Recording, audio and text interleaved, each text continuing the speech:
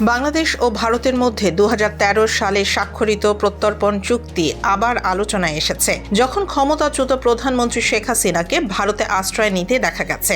এই চুক্তি অনুযায়ী দুই দেশের বিচারিক কর্তৃপক্ষের দ্বারা অভিযুক্ত বা দোষী সাব্যস্ত ব্যক্তিদের রাষ্ট্রের ভূখণ্ডে পাওয়া গেলে তাকে প্রত্যর্পণ করতে হবে, তবে অপরাধটি ন্যূনতম 1 বছরের কারাদণ্ডযোগ্য হতে হবে। চুক্তিতে রাজনৈতিক অপরাধের ব্যতিক্রমও উল্লেখ আছে, যেখানে হত্যার মতো গুরুতর অপরাধ রাজনৈতিক হিসেবে গণ্য হবে না।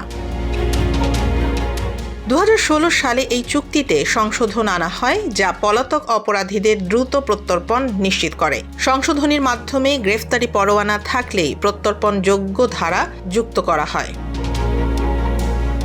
বিশ্লেষকরা বলছেন, ভারত চুক্তি মানলে শেখ হাসিনাকে ফেরত দিতে বাধ্য, তবে রাজনৈতিক ও কূটনৈতিক কারণে নয়া দিল্লি নৈতিক অবস্থান নিতে পারে। অন্তর্বর্তী সরকারের আইন উপদেষ্টা জানাচ্ছেন, চুক্তি অনুযায়ী ন্যায় বিচারের উদ্দেশ্যে প্রত্যর্পণ হলে ভারত বাধ্য হবে। অন্য ব্যাখ্যা দিলে বাংলাদেশ আন্তর্জাতিক আইনি যুক্তি ব্যবহার করবে।